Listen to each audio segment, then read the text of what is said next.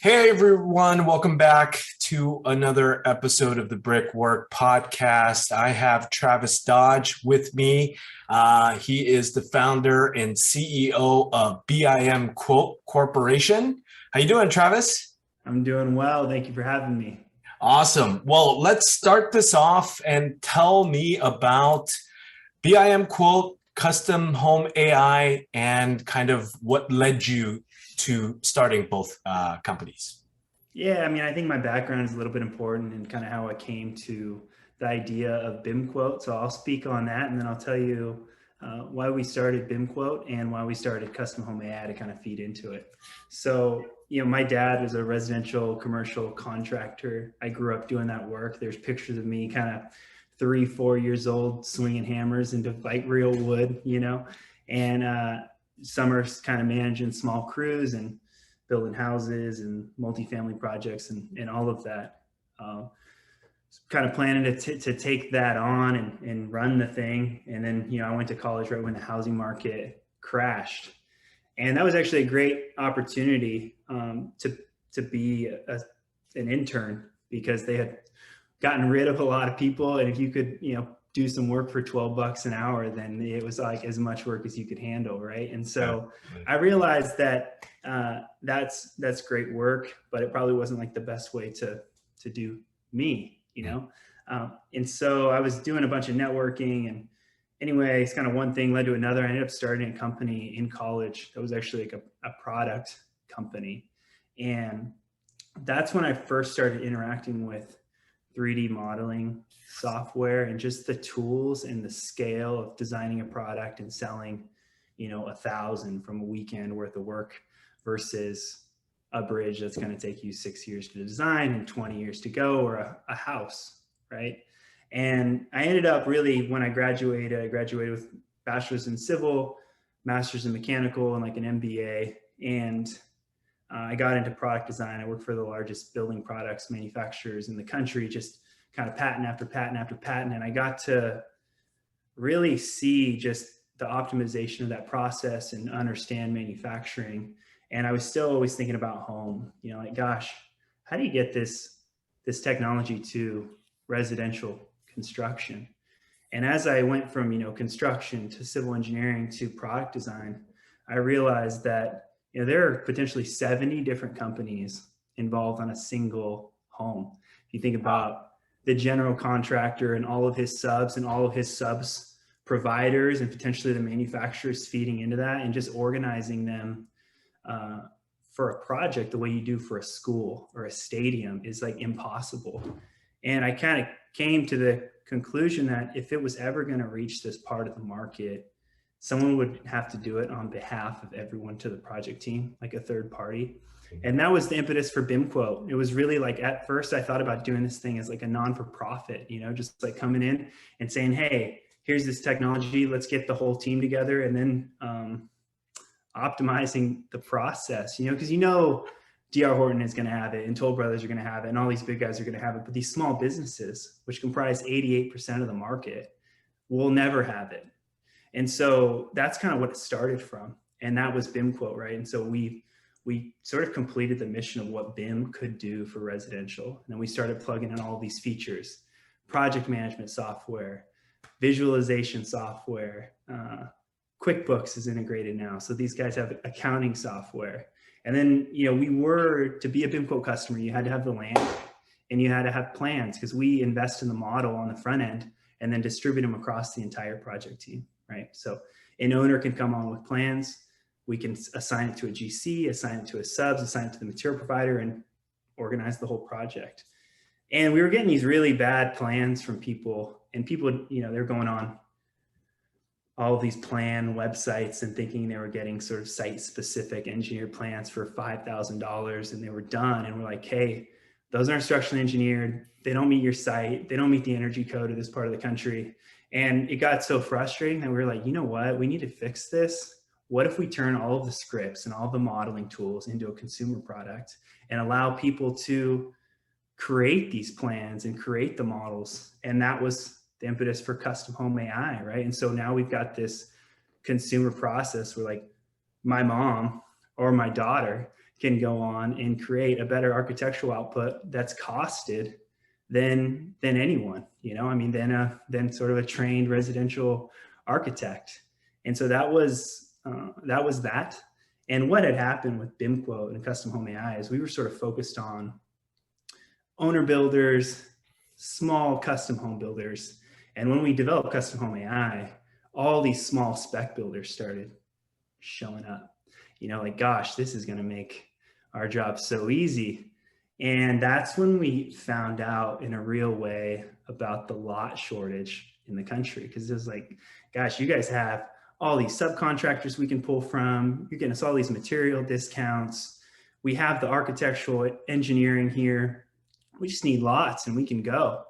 And, 3 weeks goes by, they're looking for a lot. 3 months goes by, they're looking for a lot. We started just tying into it. And, we find that the lots are selling 3 times their assessed value. They're selling hotter than the hottest housing market. And so we got into doing land development. And I think that's when we bumped into each other. Absolutely. So there was a lot to unpack there. So let me try to do that. First off, brilliant idea. I'm glad you guys started this, because as soon as we spoke and I kind of understood what you guys are doing, I was like, yeah, exactly. It needed to happen. I'm glad you're starting it. And it's such a huge market that requires this. So I'm, keep pushing forward, but let's go back. Okay, so for our, a lot of our user base are real estate agents and brokers. We tend to, they're the tip of the spear. They're trying to make things happen, right? They're trying to get owners and developers excited about property, and they're the ones going out and farming for that, right? So they definitely, yeah, absolutely. But then they might not have the background in development, in architecture, and civil structural engineering. So this might be new to them, but also I think this is an avenue for them to also use this tool to be helpful for their clients as well, right? All the way. 100%. We live in downtown Tacoma now, and we were looking. We have a close friend who's like the realtor on Bainbridge Island, and the hot housing market, houses are selling, 35% over asking over there. I was just in Seattle, by the way. I know you don't know that, but I was there for like 2 weeks, and first time there or second time there, took family. Amazing. But crazy. This time of year. Yeah. This time of year is perfect. Yeah. But I call him and I'm just like, man, you must be just crushing it right now. And he's like, actually, I put in 9 offers he's the realtor. That's where people were going to. My clients, and not a single one was awarded, because out of state and all these sort of other buyers are purchasing these things right from under these guys. And it gave me an idea, and I went ahead and kind of followed through with it. Is we created an affiliate program. So it's like, hey, if you sell these guys a piece of land, we'll give you 3% of all of the revenue that goes across the new construction project through our platform on BIMQuote. Oh, wow. So we've actually kind of tried to get these realtors to say, hey, and the other thing is the market is so crazy right now. It is so competitive. Houses, these houses are listing 30% over their value. They're going 30% over asking for that. And if you build your own home or you have it built, there's kind of no way you don't have at least 20% equity in this thing by the time you're done. Agreed. So we're just trying to coach people and say, hey, it will take a little bit longer. It's not quite as easy to build a home on vacant land as it is to buy one. But some of these people have been putting offers in for 1.5 years.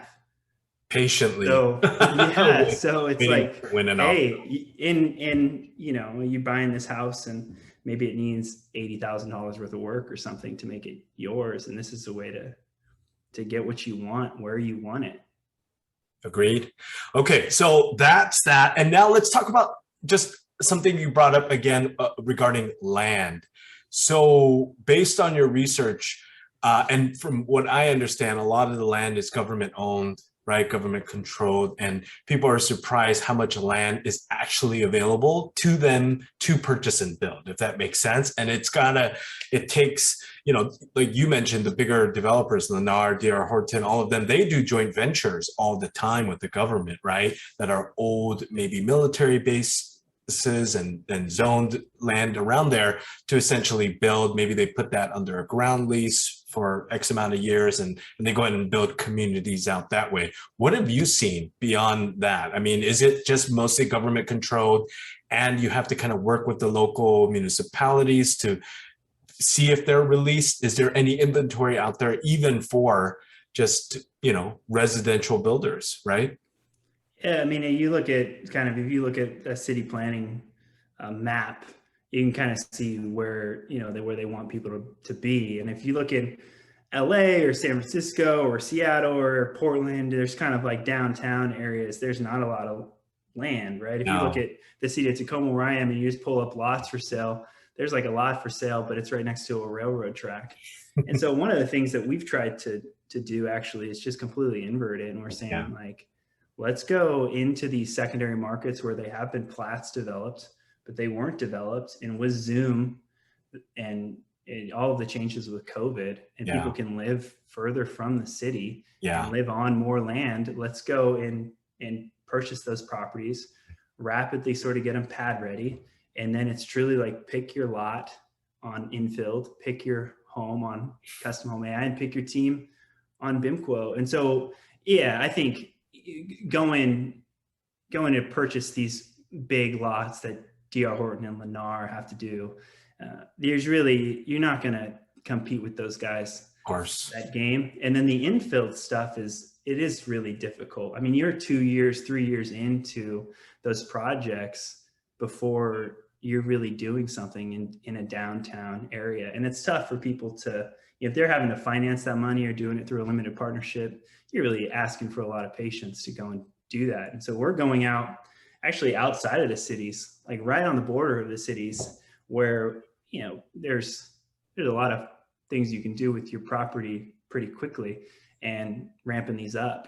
Some of these lots we've purchased, we sort of have the site plan done, drainage report done, septic design done before it's even out of feasibility in a 30-day time frame. So it just tells you, everything we can't automate through our tools, we've just organized in a hyper-focused way for a very specific purpose. So let's walk through that now for a current client use case, coming to BIMQuote and Custom AI. How would walk us through that experience currently right now? Yeah, I mean, and people always ask us like, who's your customer, right? And we really remember like we built this thing to be on behalf of everyone in this residential market, right? So there are 3 million businesses in residential construction that have no employees at all. Yeah. They're our customer. There are these guys that are building, less than 20 homes. We kind of built the whole platform for them.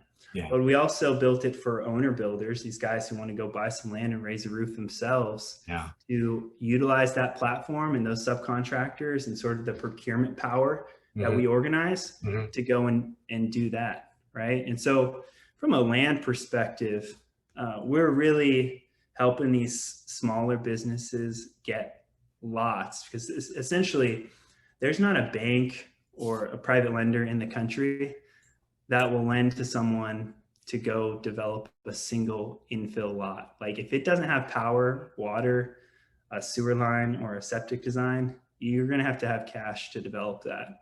And a lot of these guys, they don't have the $200,000 it's going to take to do it. And so we essentially are going in and purchasing these properties in bulk across counties and getting them pad ready so they're financeable for these owners to get a construction loan, and for these small businesses to get like a builder's capital to finance them.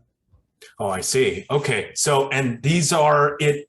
So let's put a city as an example, Las Vegas.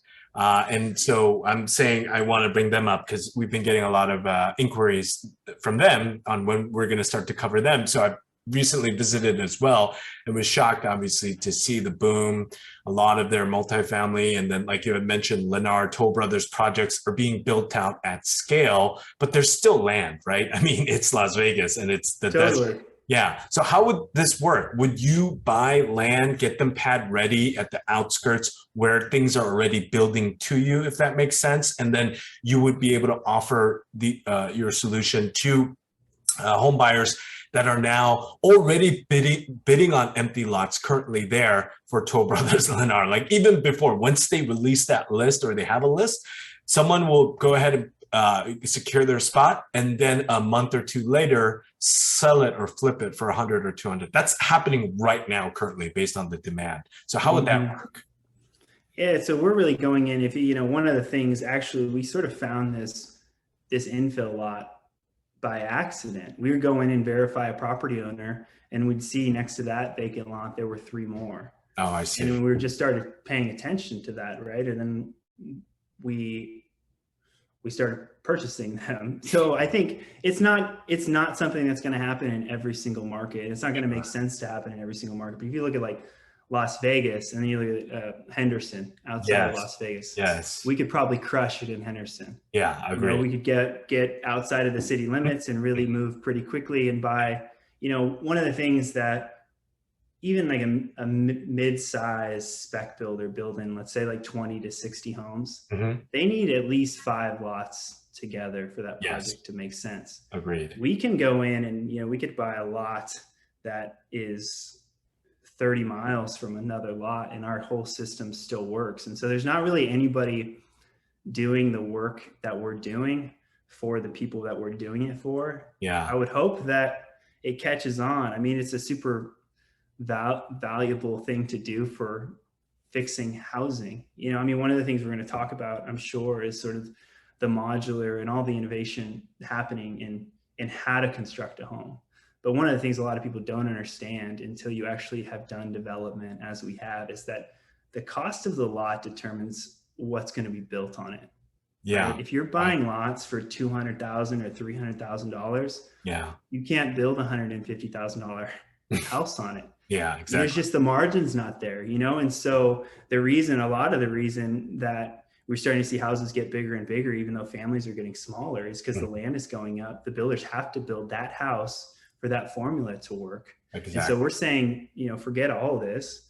We're going to go in these sort of secondary, tertiary markets, acquire these lots, get them pad ready, you know, as cheaply as possible, and flip it to these guys for sort of the fixed rate that we've promised to our limited partners. Yeah. Are you with me? Yeah, I am fully. Right yeah. on, right on. Now, no, let's go right into ADUs now and modular, because I know I had a conversation with Mighty Buildings recently. Okay. They mentioned that they have both a single family and also a ADU product that they're pushing out. I don't want to pitch them here, but essentially they're 3D printing them. They created their own composite that has 95% less construction waste, all that good stuff. But what was interesting to me was that they were saying they were working with, they have a project right now, undisclosed location, 30 of their single family homes in 2 different type of design, right? And they're building them. And instantly there was a list of 800 to buy 30. And so they're starting to scale that solution where they're providing this for developers. So I think this could have worked also as well, where if you got the land pad ready, they have everything in place. But my question to you now is, let's talk about modular, because I think we had a discussion where even though everything sounds great in modular, currently right now in its nascent form, it's not necessarily going to be a cheaper option unless you're doing it at scale, because it's still a product. You're still going to put in the numbers where it's like, okay, well, if I'm going to be putting orders of 50 or 100 of these at a time, you're going to get a discount from the provider, from the vendor, and you're going to be able to now pencil it. But again, that speaks to Lennar or larger scale developers. So if you're going to be building these at 10, 20 per or even less, it's the same cost as if you were to build it. The only difference maybe is if you pick the right vendor, it's speed of providing it, right? You're probably going to be able to catch up a little bit on how quickly. How about yourself? What is your opinion currently on modular vendors and that? Yeah, I mean, it's interesting, you know, guys like Clayton Homes kind of set this perception, I think, across our country of what that is to sort of a standard American. You know, the other thing is, once you start to move up market, people want what they want, you know, Yeah, and it's going to be tough to sort of get people to do this thing for that sort of a price. Yeah. And I've worked for all these large building products manufacturers. And I'm not sure you could build a facility large enough to get the sort of quantities you need out of them to get the kind of price breaks that even like a mid-sized track home builder will get from the modular. I see. You know what I'm saying? Yeah, I see what think you're there's some saying. serious like scaling problems to those businesses, not to mention the SKU differentiation once you actually do, because, you know, it's not sort of, we're not a country where everyone wants to live in the same thing, you know? And I think that I get it. that makes it tougher, but I think the innovation that all these guys are doing, like our whole kind of generation, everybody who's stepping up to do things a little bit differently, is important. And I think there's definitely a place for it. I mean, you look at what these big rental neighborhoods are doing. I think that there's potentially a big opportunity there, but it just goes back to, you know, how do people want to live and how do they kind of see themselves? And we'll see, you know, I mean, none of this stuff is, there's no clear winner on that side. And I think it's more likely that the manufacturing kind of fragments. There's a bunch of designs and everyone has sort of reduced the cost of these ways to optimize building and manufacturing, that everyone can kind of have a piece of it. But we'll see. I mean, everyone is kind of racing away. It's the new buzzword, but yeah, you're right. I agree with you. I think it's just at its early stage right now, and it's not going to be an end-all solution for everyone. But the fact that it's in the conversation and these options are available is welcome as well, right? If we can't just keep continuing to build the same way for the next 100 years, right? Absolutely, yeah, absolutely. And I mean, again, like these guys, they haven't been at it for very long, and they kind of think of a new process, and then they have a new material. Yeah. And that's exactly how innovation works, you know, is you kind of do something different and something new arrives. And if they get just a couple of those, that whole adventure was worthwhile. Yeah, I think I wanted to revisit BIMQuote. I want to go a little bit deeper in kind of the process. So walk me through not just the type of clients that are coming to BIMQuote, but the process and the value add you're specifically providing in BIMQuote, if you want to kind of share that, because I think that's something relatable, and also a lot of maybe our viewership and user base can definitely go in right now and start to find value from. Yeah, absolutely. So BIMQuote.com, right? If you have plans and you have land, or you have any sort of business that is involved in residential construction, then there's definitely value there. Mm-hmm. Essentially, you upload your plans and we'll build this model. That model has every single thing. It's a true digital twin of the home that's going to be there, down to like light bulbs and the light fixtures. We have a very accurate quantity takeoff and material cost, at least retail material cost of what's in there. And then we have a whole project management platform that's built around those models to really sort of encapsulate what the purpose of building information modeling was to begin with. But the platform that we've built has really become an ecosystem to distribute it to a part of the market that, you know, a lot of these guys are getting QuickBooks because we integrated into our platform. You know, they have project management software because we integrated into our platform.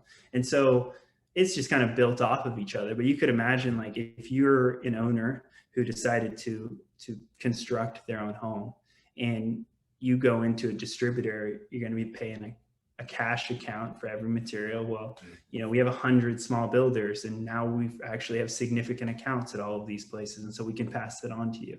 If you don't know any subcontractors, instead of asking your neighbor who did the plumbing in their shop or whatever, however it goes, we have, you know, all of these subcontractors on the platform that now 95% of their work is coming from new construction projects on BIMQuote, right? And so even a larger builder, like we have a general contractor who builds $3 million homes, but he builds 3 of them and it takes him 2 years.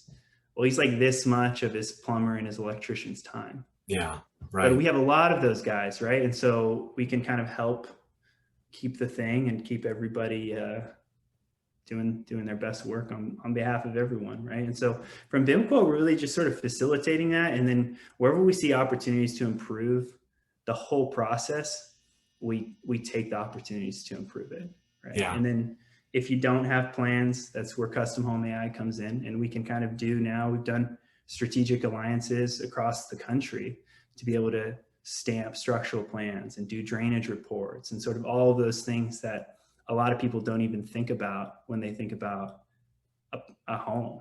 Right.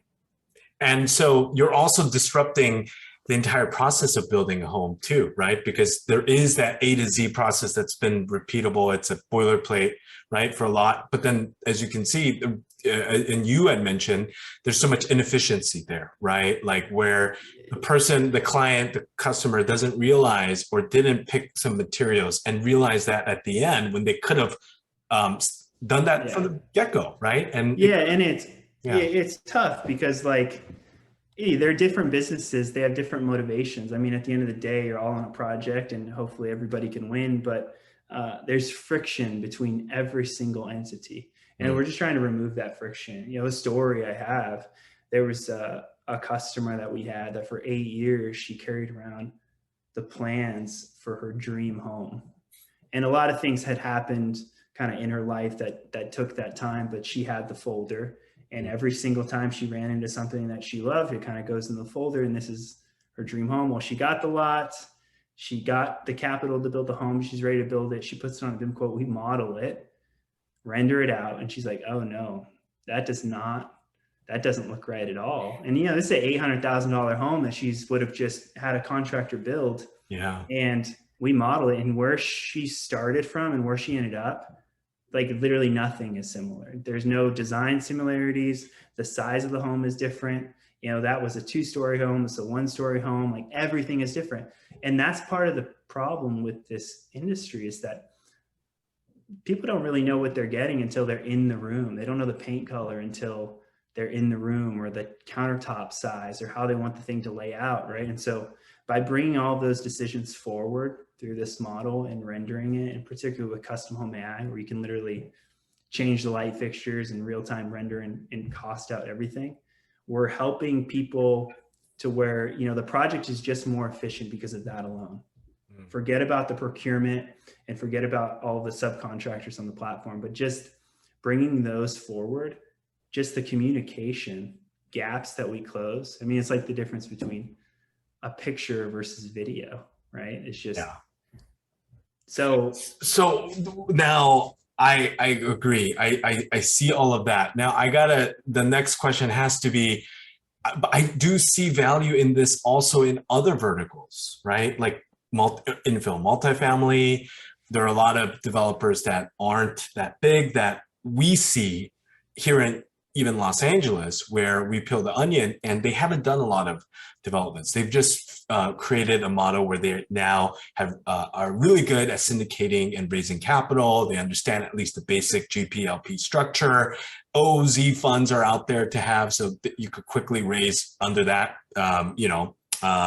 premise and start to look for properties. And then there are all these other people that can manage your development that are GCs. And so, you know, and they tout themselves as, oh, we are the project manager for family offices, right? We'll take their capital, right? Identify project and build. So there isn't that much of a level up or experience. They're just hiring the right people to build the project for them, if that makes sense. So I do see opportunity in multifamily infill, retail, shopping strip mall, like all of this stuff. It's just, you're creating a solution or a process or efficiency there, but what is the difference in the product, if you want to share some of that? Or is that, there's definitely a difference, I think, in the way the feasibility and the zoning of those projects work. I think, you know, from our perspective, like we've done some townhome projects where they're residentially zoned and they kind of change the zoning, and we've helped people break up some lots and put some stuff together. Outside of townhomes, like multifamily kind of 5/2 structures, I think everybody on my team has had experience doing those developments for an engineering company or an architecture company, definitely on the building products side. That's not what BIMQuote's for, though, you know. And if anybody wants to help those guys out, I think kind of more power to them. But we're really focused on this single family residential, these small kind of businesses that need the help, and owners that want to go out and do this project for themselves, you know. And it's a category, both of those have been neglected for a really long time. I mean, if family office wants to go put a multifamily structure or something in. I hope they can kind of form the team to go do that effort. It's a hit or miss for sure. Okay, so let's talk about ADU. Yeah, tell me, share. No, I mean, I'm really I'm excited about it if it works, right? I mean, so we have ADUs and custom home AI. We're working with some panel companies that are doing this as kind of kits. We were just talking with kind of blast this out because they're new, Itsy House in Santa Barbara to help them. One of the things that all these ADU companies have is they say like 9 out of 10 people want to know what the costs of these things are. Right. And they just don't have that up front and the zoning and all of that. And so that's an area where custom home AI can really, really help. And so we're talking to these different ADU designers because we have all of the subcontractors, we have all the contractors that can kind of do this work. We have all the material costs and we can kind of organize it effectively. They have all of the awesome sort of designs and they're working with the municipalities on pre-approved plans and things. Sure. I think there's definitely a partnership between our platform and all of these ADU companies. I hope there is. We're definitely not doing anything in any regard that would compete with any of those entities. You know, I mean, the way that these municipalities are kind of going about, these are the 4 plans for the city of Portland, and these are the 4 plans for the city of Seattle. Whoever is doing that effort, and maybe you guys are doing some of that effort with Los Angeles. Yeah, that's great. That's on behalf of everyone. That's really what we're trying to do as well. If someone has those designs, absolutely add them.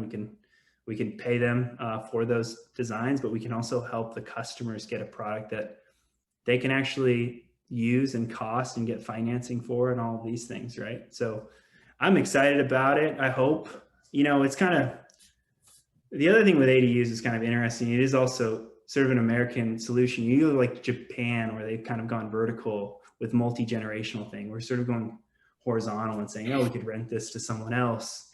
We'll kind of see if it takes off. I think it could if the right efforts are made. I hope it does.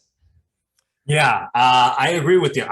And just like Modular, I think it's part of the solution. And I do feel, there are going to be homeowners that are definitely open to it. And while others aren't, because it's their backyard, it's their private space, right? So yeah, absolutely. You build it, if it's not going to be their man cave or, just kind of where they, visiting family members get to stay, right? Like, I think the intent is, okay, well, no, create units, rent them out. LA also has an accelerator for renting it out for senior citizens, right? So basically they have a model where if you apply to this accelerator and you get approved, we'll pay you a set lease amount for that studio, 1 or 2 bedroom that you can earn as long as you house people on our list of, approved residents. And so, but how many people are actually open to that and stuff, we'll see. You're right. I get what your perspective is on that, but it's not going to be a full solution. But I do think that, you look at the cost of housing and there's this chart, I think it's from Zonda, one of these companies that has essentially the average American income, what it takes in that city to buy an average home. And it's like in LA, I think it's like 40 years. It's like 30 years in Seattle. And you just think about also like kind of millennial parents and this kind of, I think there is an opportunity to look at this kind of multi-generational lots. Yeah. And I think that, ADUs kind of give that space that people kind of need to, move in together later on in life or come back home and kind of give everybody to where it's just that right amount. And I think that's, to me, that's a kind of a brighter future than pitching people renting out their backyard to strangers. You know? I hope that in some instances, there are going to be some beautiful stories of that kind of working out for everybody. Yeah. But we'll see, man. You'll see, it's a cultural thing here. I think so. Yeah. Cultural, and it's so neighborhood specific that it's hard to kind of like, put like a template for every neighborhood and every house to follow, right? I think they were going to capture their own story. There was a competition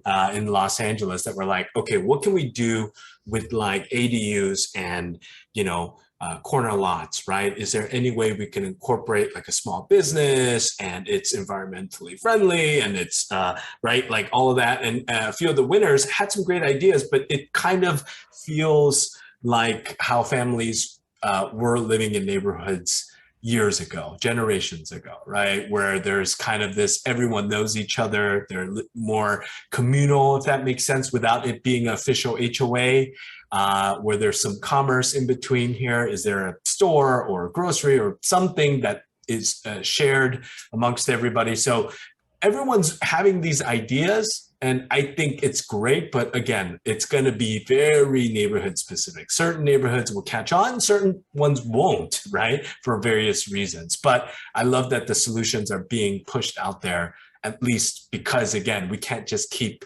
going and moving forward the way we are, right? So. Yeah, it's interesting. I mean, we got to this place where, communities became hyper sort of planning, right? Like the city is going to decide what happens here sort of after the fact, after these neighborhoods have been built out. Yeah. Let's establish some rules. And now we're kind of getting this place where they're almost designing ways to break the rules. And we'll see what happens. I mean, maybe they take just certain blocks and they just say, let's see what happens. Let's see what people put up, because that's kind of in the areas that a lot of these tests are happening, in the parts of the cities that they're allowing some of these like community developments or townhomes to break height elevations and things.